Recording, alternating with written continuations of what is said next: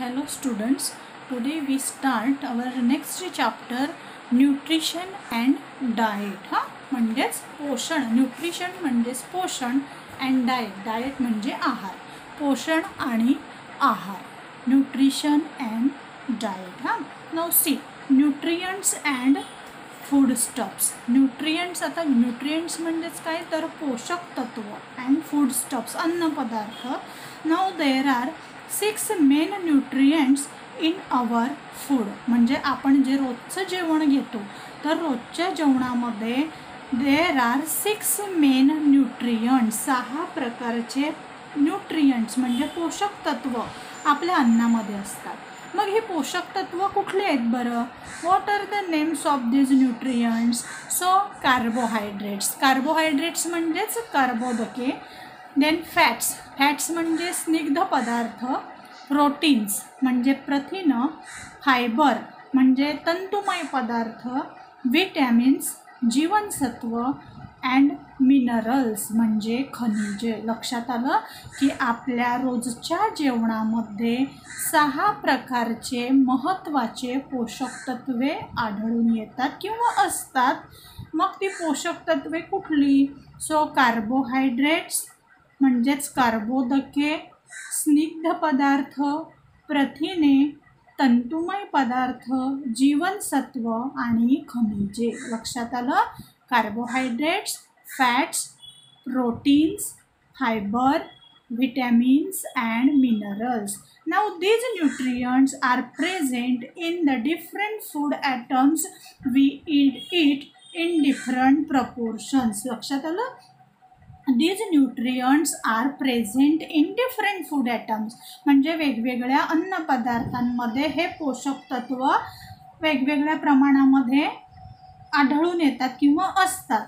So let us learn more about some of them. आपण यामध्ये अजून त्यांच्याविषयी माहिती घेऊया.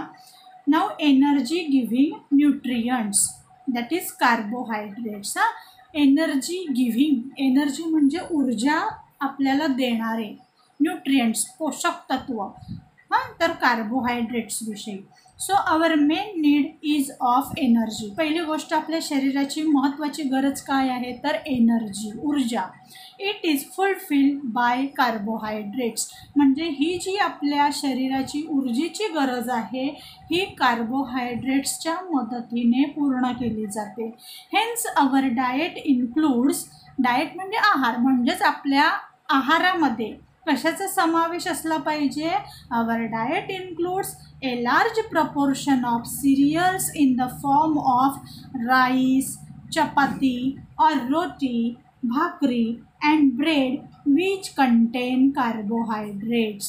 लक्षात आलं? म्हणजे आपल्या रोजच्या आहारामध्ये ऊर्जा मिळवून देण्यासाठी जे आवश्यक आहेत कार्बोहायड्रेट्स, ते कार्बोहायड्रेट्स आपल्याला कशापासून मिळतात तर राईस, आपण भात खातो ना, राईस, चपाती और रोटी, चपाती किंवा रोटी पोळी, भाकरी, त्यानंतर ब्रेड. लक्षात आलं की ज्यामध्ये खूप जास्त प्रमाणामध्ये कार्बोहायड्रेट्स असतात. Now next one is fat. Fats म्हणजे स्निग्ध पदार्थ. Some part of our energy requirement is also fulfilled by fatty foods such as oil, ghee and butter. लक्षात आलं? म्हणजे आपल्या शरीराला आवश्यक असणारी जी ऊर्जा आहे ती ऊर्जा आपल्याला काही प्रमाणामध्ये हे जे फॅटी सबस्टन्सेस आहेत, फॅटी फूडस्टफ्स आहेत त्यामधून अवेलेबल असते. मग असे कुठले पदार्थ आहेत? So we get it from oil. Oil म्हणजे आपण अन्न किंवा स्वयंपाक करताना, जेवण तयार करत असताना आपण ऑइलचा वापर करतो, तेलाचा वापर करतो, घी, तुपाचा वापर करतो अँड बटर, लोणी. लक्षात आलं? तर त्यामधून आपल्याला फॅट्स मिळतात. We get energy in the form of heat from the food we eat. आपण जे काही अन्नपदार्थ ग्रहण करतो, जेवतो, तर त्यामधून आपल्या शरीराला आवश्यक असणारी जी ऊर्जा आहे ती उष्णतेच्या रूपात आपल्याला मिळते. Heat is measured in kilo calories. लक्षात आलं, म्हणजे ही जी उष्णता आहे ही उष्णता कशामध्ये मोजली जाते तर किलो कॅलरीजमध्ये. Hence the energy in food atoms is also measured in kilo calories. लक्षात आलं, म्हणजे ही जी एनर्जी आहे पदार्थांमध्ये असणारी, फूड ॲटम्समध्ये असणारी, that is also measured in kilo calories, that is calories. Now children of growing age, आता जी मुलं असतात वाढत्या वयाची मुलं, need to get approximately 2000 to 2500 calories from the food they eat. लक्षात आलं, ज्या मुलांच्या शरीराची ग्रोथ होत असते, वाढ होत असते, अशा वाढत्या वयामध्ये मुलं जी अन्न खातात तर त्या अन्नामधून त्यांना साधारणपणे किती प्रमाणामध्ये एनर्जी मिळते, अवेलेबल असते तर 2000 to 2500 कॅलरीज इतकी ऊर्जा त्यांना गरज असते आणि ती त्यांना त्यामधून मिळते. Now proteins. Now see we have seen about carbohydrates, then fats and now proteins. Proteins म्हणजेच प्रथिन. We need proteins for the purpose of growth, repairing the wear and tear of the body and for other life processes. पहिली गोष्ट, आपल्याला प्रोटीन्सची आवश्यकता का असते? We need proteins for the purpose of growth, आपल्या शरीराच्या वाढीसाठी प्रोटीन्सची गरज असते. अजून कशासाठी? Repairing the wear and tear of the body, आपल्या शरीराची जी काही झीज होते. लक्षात आलं, आपण जे काही थकतो, जी ऊर्जा एखाद्या कामामध्ये आपण आपली नष्ट होते, ती ऊर्जा पुन्हा मिळवण्यासाठी आपल्याला प्रथिनांमधून मिळते ती ऊर्जा. And for other life processes, आपल्या ज्या वेगवेगळ्या जीवन प्रक्रिया आहेत त्या प्रक्रिया पूर्ण करण्यासाठी आपल्याला ह्या प्रोटीन्सची गरज असते. We get proteins from the sprouts. आता हे प्रोटीन्स आहेत, हे आपल्याला कुठल्या अन्नपदार्थांमधून मिळतात? So from the sprouts. Sprouts म्हणजे जे मोड आलेली आपली कडधान्ये आहेत. लक्षात आलं, म्हणजे मूग आहे, मटकी आहे, चवळी आहे, हरभरा आहे, या प्रकारच्या स्प्राउटेड मटेरियलमधून आपल्याला काय मिळतं? प्रोटीन्स मिळतात. मिल्क अँड मिल्क प्रॉडक्ट्स, दूध आणि दुग्धजन्य जे पदार्थ आहेत. लक्षात आलं, म्हणजे पनीर आहे, दही आहे वगैरे यासारखे पदार्थ. Meat and eggs in our food. Meat म्हणजे मटण आणि एग्स म्हणजे अंडी, यामधून आपल्याला भरपूर प्रमाणामध्ये प्रोटीन्स अवेलेबल असतं. Then minerals and vitamins. Minerals म्हणजे खनिज आणि व्हिटॅमिन्स म्हणजे जीवनसत्व. लक्षात आलं, म्हणजे खनिजे आणि जीवनसत्वे. So to improve the body's resistance to disease. लक्षात आलं, आपल्या शरीराची एखादा आपल्याला आजार झाला असेल तर किंवा त्या एखाद्या आजाराला रोखण्यासाठी, लक्षात आलं, to improve the body's resistance to disease, एखाद्या रोगाला प्रतिकार करण्याची जी प्रतिकारशक्ती असते ती सुधारण्यासाठी. And for other life processes the body needs vitamins, minerals and fibre in the body. लक्षात आलं, आणि वेगवेगळ्या जीवन प्रक्रिया यांच्यासाठी आपल्याला कशाची गरज असते तर व्हिटॅमिन्सची, जीवनसत्वांची, खनिजांची, मिनरल्सची आणि फायबर्स आणि तंतुमय पदार्थ जे आपल्याला आपल्या आहारातून अवेलेबल असतात. We obtain these nutrients mainly from vegetables and fruits. आणि हे जे पोषक तत्व आहेत ही आपल्याला कुठून मिळतात तर पालेभाज्या, व्हेजिटेबल्स अँड फ्रूट्स, फळांमधून. लक्षात आलं, म्हणजे फळं आणि पालेभाज्या यांच्या सेवनातून आपल्याला हे विटॅमिन्स आणि मिनरल्स अवेलेबल असतात. We require vitamins and minerals in small quantities. म्हणजे खूप कमी प्रमाणामध्ये त्यांची आवश्यकता असते. But their deficiency can lead to various diseases. पण त्यांची जर कमतरता असेल तर त्यापासून आपल्याला काय होऊ शकतं? We can lead to various diseases. वेगवेगळ्या प्रकारचे आजार आपल्याला होऊ शकतात.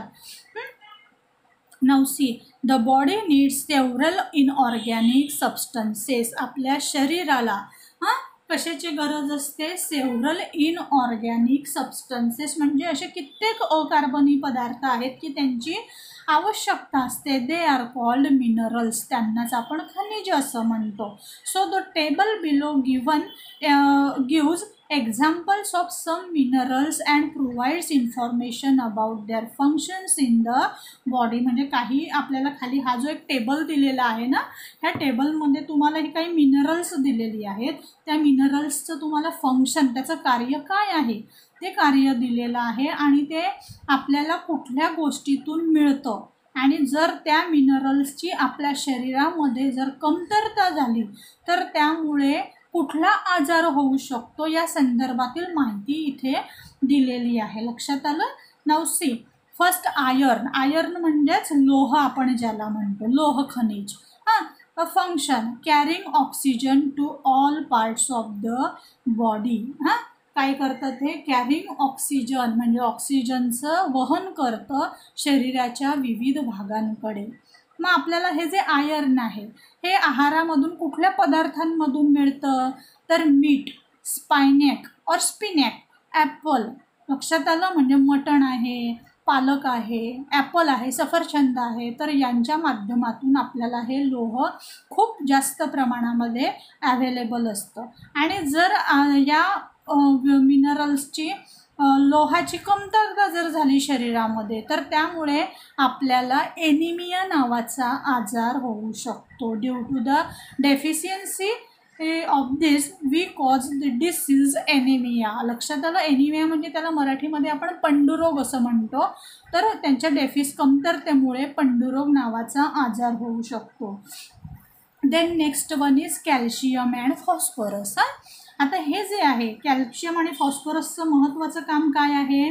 Strengthen bones and teeth. आपले जे हाडं आहेत आणि आपले जे दात आहेत यांना मजबूत ठेवण्याचं काम कोण करतं? तर हे कॅल्शियम आणि फॉस्फरस. आपल्याला कुठून ॲव्हेलेबल असतात हे कॅल्शियम आणि फॉस्फरस? कुठल्या अन्नपदार्थांमधून मिळतात? तर मिल्क आहे, मिल्क प्रॉडक्ट म्हणजे दूध आणि दुधापासून तयार होणारे सर्व पदार्थ.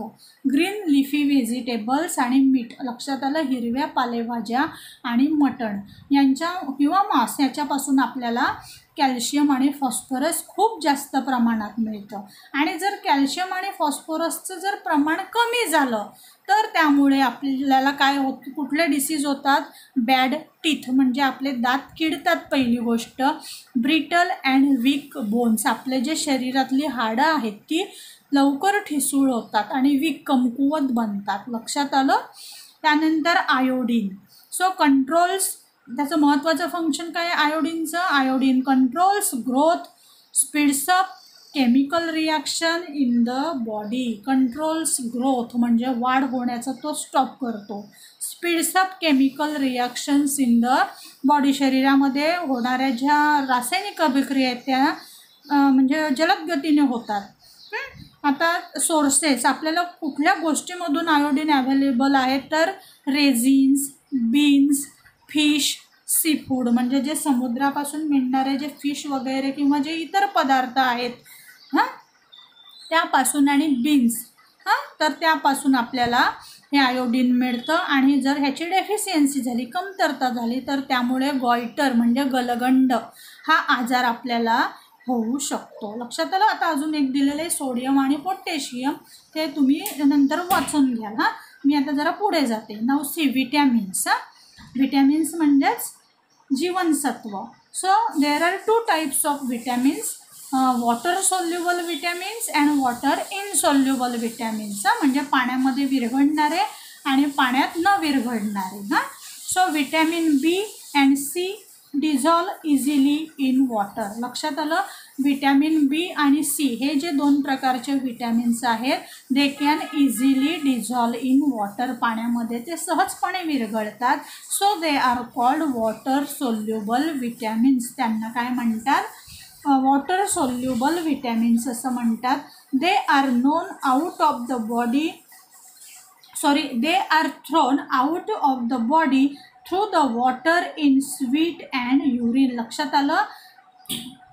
ते आपल्या शरीराच्या बाहेर पाण्याच्या रूपात कशाच्या साहाय्याने पडतात? स्वीट म्हणजे आपल्याला जो काही घाम येतो तर त्या घामाच्या रूपाने आणि युरिन लघवीद्वारे हे जे पाणी आहे शरीरातलं ते बाहेर फेकलं जातं.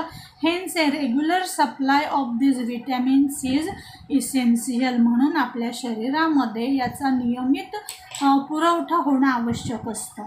नाव here B1, B2, B3, B6, B9 and B12 are the important types of vitamin B.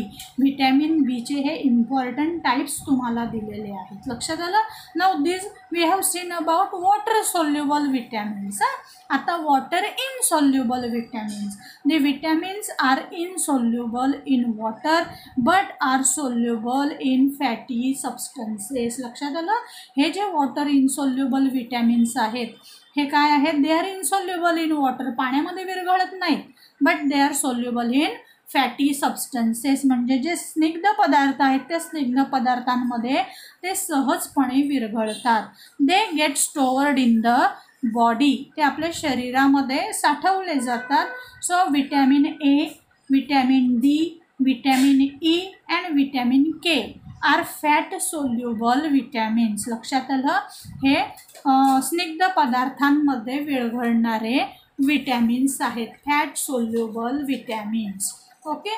Now see here next point is vitamins sources and function. One chart is given over here. एक chart दिलेला आहे तुम्हाला, त्यामध्ये तुम्हाला सगळे vitamins दिलेले आहेत. ठीक आहे. आणि ह्या विटॅमिन्स ए आपल्याला कशासाठी हेल्प करतात ते दिलेलं आहे, त्याचं महत्त्व इम्पॉर्टन्स दिलेलं आहे. थर्डमध्ये तुम्हाला सोर्सेस म्हणजे आपल्याला ते कुठल्या अन्नपदार्थांमधून अवेलेबल असतात. Which are the sources from that we get these vitamins. की कुठल्या सोर्समधून, कुठल्या अन्नपदार्थांमधून हे विटॅमिन आपल्याला मिळतात ते दिलेलं आहे. आणि जर हे विटॅमिनची आपल्या शरीरामध्ये कमतरता झाली तर आपल्याला कुठले आजार होत आहेत ह्या ठिकाणी तुम्हाला ते दिलेले आहेत. लक्षात आलं. So for example I take only one. Now see vitamin A. Vitamin A हे जे विटॅमिन आहे ते महत्त्वाचं काय करतं? प्रोटेक्ट्स आईज, आपल्या डोळ्यांचं संरक्षण करतं. Helps to keep skin, bones and teeth healthy, आपली त्वचा, आपली हाडं आणि आपले दात यांना निरोगी ठेवण्याचं काम कोण करतं? तर हे विटॅमिन ए करतं. विटॅमिन ए आपल्याला कुठल्या गोष्टींमधून अवेलेबल आहे? तर कॅरट म्हणजे गाजर आहे, मिल्क आहे म्हणजे दूध आहे, बटर आहे, लोणी आहे, डार्क ग्रीन व्हेजिटेबल्स. लक्षात आलं. म्हणजे हिरव्या पालेभाज्या आहेत. स्वीट पोटॅटोज म्हणजे रताळा आहे. Then deep yellow fruits, yellow कलरचे जे फ्रूट्स आहेत, व्हेजिटेबल्स आहेत, त्यामधून ते आपल्याला अवेलेबल आहे. आणि डेफिशियन्सी डिसीजेस म्हणजे जर विटॅमिन ए आपल्या शरीरामध्ये कमी असलं, त्याचं प्रमाण कमी असलं तर त्यामुळे आपल्याला कुठला आजार होऊ शकतो? तर नाईट ब्लाइंडनेस म्हणजे रातांधळेपणा. लक्षात आलं. म्हणजे दिवसा दिसत नाही आणि रात्री दिसतं असा प्रकार.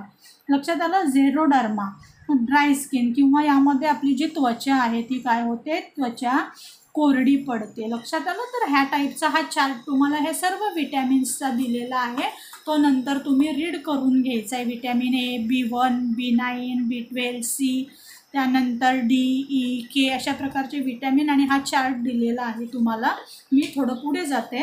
Now see probiotics. आता यामध्ये बघा, you know that the useful micro organisms which convert milk into yogurt are present in yogurt and in buttermilk. बघा काय दिलेलं आहे. You know that the useful micro organisms म्हणजे उपयुक्त असे सूक्ष्मजीव. मग उपयुक्त सूक्ष्मजीव कोणते? Which convert milk into yoghurt म्हणजे ज्यामुळे दुधाचं रूपांतर दह्यामध्ये होतं. काही जादू आहे का तिथे? दुधाचं रूपांतर दह्यामध्ये होतं म्हणजे नाही. So this is possible because of useful micro organisms are there. लक्षात आलं. Which are present in yoghurt and in buttermilk, जे दह्यामध्ये आणि ताकामध्ये असतात present.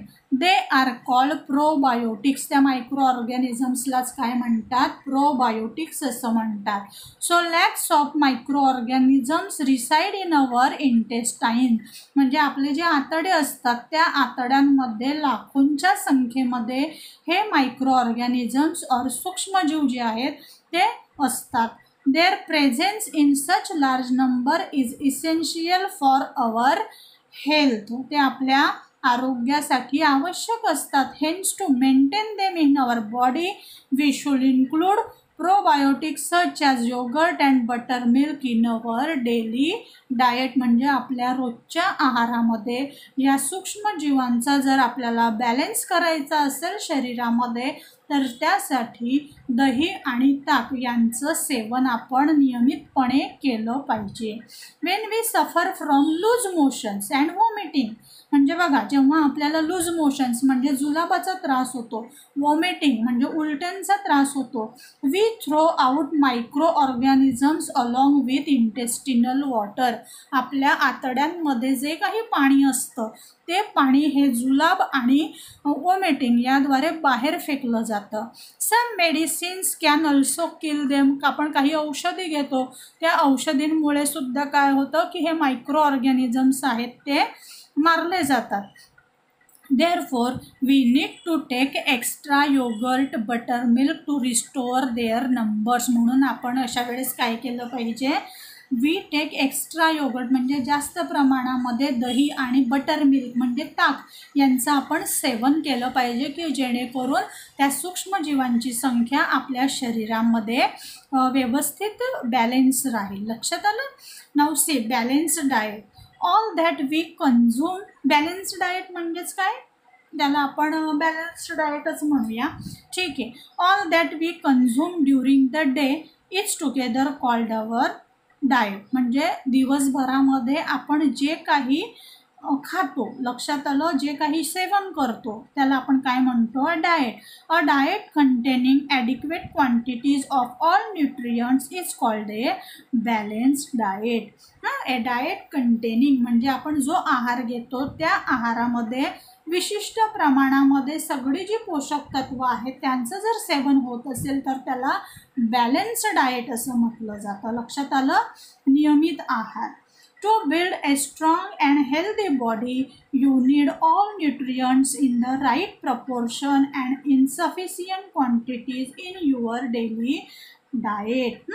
To build a strong and healthy body. आपलं शरीर जर आपल्याला निरोगी आणि मजबूत बनवायचं असेल तर त्यासाठी you need all nutrients. आपल्याला सर्व प्रकारच्या या जे पोषक तत्व आहेत त्यांची विशिष्ट प्रमाणात they need in the right proportion and in sufficient quantity. पुरेशा प्रमाणामध्ये आणि योग्य प्रमाणामध्ये आपण त्यांचं सेवन केलं पाहिजे. So significance of a balanced diet. हे बॅलन्स्ड डाएट आहे ह्याचं महत्त्व काय आहे तर and increase capacity to work. म्हणजे बॅलन्स्ड डाएट केल्यामुळे काय होतं की आपली एखादी कार्य करण्याची जी क्षमता असते the capacity to doing work that is increase. ती आपली ऊर्जा वाढते. लक्षात आलं? उत्साह निर्माण होतो. Good physical and mental health म्हणजेच आपली शारीरिक आणि मानसिक स्थिती त्यामुळे चांगली राहते. Increase capacity to fight or resist diseases. म्हणजे आपल्याला शरीराची एखादा आजार झाला असेल तर त्याला प्रतिबंध करण्याची किंवा त्याला रोखण्याची, त्याच्याशी फाईट करण्याची आपली जी कपॅसिटी आहे ती वाढते. Helps in proper growth of the body. म्हणजे शरीराच्या योग्य प्रमाणामध्ये योग्य तऱ्हेने वाढ होते. Apart from having a balanced diet we also need to exercise regularly to keep our self fit and healthy. म्हणजे आपण बॅलन्स्ड डाएट तर घेतलाच पाहिजे पण along with this balanced diet we also need to exercise. आपण व्यवस्थित व्यायामसुद्धा नियमितपणे केला पाहिजे to keep our self fit and healthy. स्वतःला आपण फिट आणि हेल्दी ठेवलं पाहिजे. लक्षात आलं? तर या ठिकाणी बघा हा तुम्हाला बॅलन्स्ड डाएटचा पिरॅमिड दिलेला आहे. लक्षात आलं?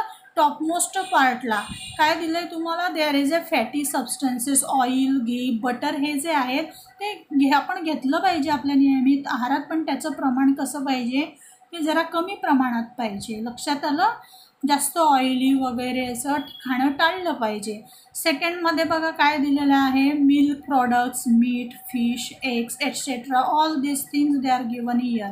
देन फ्रूट्स अँड व्हेजिटेबल्स, म्हणजे फ्रूट्स आणि व्हेजिटेबल्स यांचंसुद्धा आपण जास्त सेवन केलं पाहिजे. आणि सिरियल्स अँड पल्सेस म्हणजे जे काही आपलं राईस आहे, गहू म्हणजे ज्वारी आहे, भाकरी, याच्या ज्या भाकरी आहे, रोटी आहे, चपाती आहे, ब्रेड आहे, लक्षात आलं. पल्सेस आहे, डाळी आहे, त्यांचंसुद्धा आपण सेवन केलं पाहिजे. तर हा तुम्हाला इथे हा पिरॅमिड दिलेला आहे, तर तो तुम्ही नंतर पुस्तकामधून व्यवस्थित बघायचा आहे. देन फायबर, म्हणजे जे तंतुमय पदार्थ आहेत ते. If we select a daily diet which includes vegetables, fruits, sprouts and cereals according to the pyramid, we also get fiber in sufficient quantity. लक्षात आलं. म्हणजे आपल्या रोजच्या डाएटमध्ये आपण जर योग्य प्रमाणामध्ये व्हेजिटेबल्स, फ्रूट्स, स्प्राउटेड पल्सेस वगैरे यांचा समावेश केला तर आपल्याला we get fibre in sufficient quantities. योग्य प्रमाणामध्ये जे फायबर आहे, तंतुमय पदार्थ आहेत, ते सुद्धा आपल्याला पुरेशी प्रमाणामध्ये मिळतील. Then water, along with all the other nutrients the body also need an adequate supply of water. म्हणजे ह्या सर्वांसोबतच अजून आपल्या शरीराला आवश्यक असणारी महत्त्वाची गोष्ट म्हणजे काय आहे, पाणी. पुरेशा प्रमाणात आपण पाणी पिलं पाहिजे. For this purpose we must drink milk, butter milk, lemon juice, sharbat, fruit juices and plenty of water. लक्षात आलं. म्हणजे शरीरामध्ये जास्त प्रमाणामध्ये पाणी जाण्यासाठी आपण दूध, मिल्क, बटर मिल्क, ताक, त्यानंतर लेमन ज्यूस, लिंबू सरबत, शरबत, फ्रूट ज्युसेस, फळांचे जे ज्यूस बनवतो आपण ते, अँड प्लेंटी ऑफ वॉटर, भरपूर प्रमाणामध्ये आपण पाण्याचं सुद्धा सेवन केलं पाहिजे. देन मॅलन्यूट्रिशन म्हणजेच कुपोषण.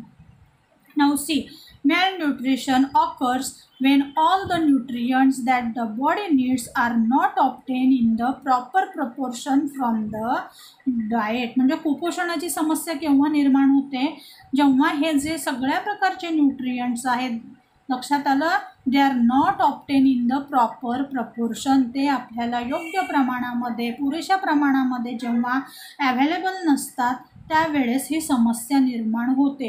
दिस happens when a person does not get sufficient food. जेव्हा आपल्याला पुरेशा प्रमाणामध्ये अन्न मिळत नाही, or when the diet is not balance, किंवा जेव्हा जे काही आपण खातो ते व्यवस्थित बॅलेन्स डाएट नसेल तर ही मॅलन्यूट्रिशनची समस्या तयार होते. If one's diet exceeds one's need it is called over nutrition. म्हणजे जास्त प्रमाणामध्ये आपण जर त्याचं सेवन केलं, खाल्लं, लक्षात आलं, तर त्यामुळे ओव्हर न्यूट्रिशन म्हणजे त्याला आपण अतिपोषण असं म्हणतो. तर अतिपोषण ही सुद्धा एक समस्या निर्माण होऊ शकते किंवा होते. Junk food. आता जंक फूड म्हणजेच काय, so see chocolates, noodles, burgers, pizzas, chips, bottle soft drinks, attractively package snacks, as also ready fried foodstuffs available in the market such as vadas, pakodas, etc. are very tasty and we like them very much. लक्षात आलं. हे जे junk food दिलं आहे तुम्हाला, ते junk food कोणकोणते माहिती आहे, माझ्यापेक्षा तुम्हाला चांगलं माहिती असेल. चॉकोलेट्स, नूडल्स, बर्गर्स, पिझ्झा आहे, चिप्स आहेत, बॉटल सॉफ्ट ड्रिंक जे तुम्ही सॉफ्ट ड्रिंक्स पितात, त्यानंतर ॲट्रॅक्टिव्हली पॅकेज स्नॅक्स जे काही आकर्षक अशा वेस्टर्नांमध्ये असलेला तुमचा खाद्यपदार्थ आहे, snacks, as also ready fried food stuffs, तळलेले जे पदार्थ आहेत ते. नंतर अजून दुसरे फूड स्टफ वडाज आहे, तुम्ही बटाटे वडा वगैरे खाता, vadas, pakodas etcetera are very tasty and you like them very much. तुम्हाला तो खायला सुद्धा खूप आवडतो. लक्षात आलं. However this foodstuffs contain refined flour. म्हणजे हे जे फूडस्टफ्स आहे यामध्ये एक महत्त्वाचं काय काय घटक असतात, it contains refined flour. Refined flour म्हणजे मैदा असतो, शुगर, साखर असते, ऑइल इन लार्ज प्रपोर्शन्स आणि तेल हे खूप जास्त प्रमाणामध्ये असतं. When refined flour is made from wheat or when sugar is made from sugar cane many nutrients in wheat or sugar cane are lost in the process. लक्षात आलं. म्हणजे जेव्हा गव्हाच्या पिठापासून मैदा तयार केला जातो किंवा शुगर केन ऊसापासून जेव्हा साखर तयार केली जाते तर ह्या प्रोसेसमध्ये खूप सारे महत्त्वाचे जे विटॅमिन्स आहेत, न्यूट्रियंट्स आहेत ते काय होतात, त्यांचा लॉस होतो. लक्षात आलं. म्हणजे निकृष्ट दर्जाचं जे काही अवेलेबल असतं ते असतं पण त्यामध्ये महत्त्वाचे हे जे न्यूट्रियंट्स असतात ते अवेलेबल नसतात. Hence all we get from this foodstuffs is energy and our hunger is satisfied. लक्षात आलं. फक्त आपली भूक भागते पण आपल्या शरीरासाठी आवश्यक असणारे पोषक पदार्थ आपल्याला यामधून मिळत नाहीत. Naturally if we eat a lot of junk food we will get insufficient quantities of the atoms from other food groups. लक्षात आलं. जर आपण हे जास्त प्रमाणात यांचं जंक फूडचं सेवन केलं तर आपलं फक्त पोट भरतं त्यामुळे. लक्षात आलं. पण त्यामधून अवेलेबल असणारे जे न्यूट्रियंट्स आहेत ते आपल्याला मिळत नाहीत. So shortage of proteins, vitamins and minerals and they may lead to malnutrition आणि त्यामुळे परत कुपोषणाची समस्या उपलब्ध होते. Junk food eaten frequently also causes obesity आणि सतत जंक फूड खाल्ल्याने ओबेसिटी म्हणजे लठ्ठपणा हा जो भाग आहे तो सुद्धा सतावायला सुरुवात होते. लक्षात आलं. Obesity is not good for our health आणि आपल्या शरीरासाठी सुद्धा ते बरोबर नाही आहे. As such foods do not supply all the necessary nutrients they are called junk foods. लक्षात आलं. म्हणजे अशा प्रकारचे फूड मटेरियल की ते आपल्या शरीराला असे आवश्यक असणारे न्यूट्रियंट्स पोहोचू शकत नाहीत, सप्लाय करू शकत नाही. So they are called junk food म्हणून त्यांना जंक फूड्स म्हणतात. So adulteration of next point is adulteration of food म्हणजे अन्नातील भेसळ. Now see in order to earn more profits म्हणजे जर जास्त प्रॉफिट मिळवायचं असेल, फायदा मिळवायचा असेल, cheaper substances of low quality are mix with the foodstuffs म्हणजे कमी किमतीचे जे इतर खाद्यपदार्थ आहेत ते अशा खाद्यपदार्थांमध्ये मिक्स केले जातात. These substances are called adulterants म्हणजेच त्याला काय म्हणतात, भेसळीचे पदार्थ असं म्हणतात. And adding them to foodstuffs is called adulteration of food आणि अन्नामध्ये त्यांची भेसळ केल्यावर त्यांना काय म्हणतात, ॲडल्टरेशन ऑफ फूड म्हणजे अन्नातील भेसळ असं म्हणतात. Adulterants may even be poisonous or harmful to health आपल्या आरोग्यासाठी हे जे भेसळीचे जे पदार्थ आहेत ते विषारी आहेत, हार्मफुल आहेत, घातक आहेत. Such adulterated food is impure and harmful and so unfit for consumption. लक्षात आलं की ते अशुद्ध रूपातले असतात, आपल्याला हानिकारक असतात आणि सो अनफिट फॉर कन्झम्पशन आपल्याला ते खाण्यासाठी सुद्धा योग्य नसतात. Adulterants use to adulterate food are such that they will remain unnoticed even when mix with the food. लक्षात आलं. म्हणजे हे भेसळयुक्त थोडक्यात काय की भेसळीचे पदार्थ जे आहेत हे मिक्स केल्यानंतर आपलं जे पदार्थांमध्ये मिक्स केले जातात ते काय होतात, म्हणजे त्यामधून मिळणारे पोषक द्रव्य आपल्या शरीराला पहिली गोष्ट मिळत नाहीत. लक्षात आलं. आणि त्यामुळे पुढील नवीन समस्या निर्माण होतात. ठीक आहे. So today we have seen about this adulteration of food and adulterants here. Then today we have finished this chapter over here. Next we will see in our next lecture. Till then, goodbye.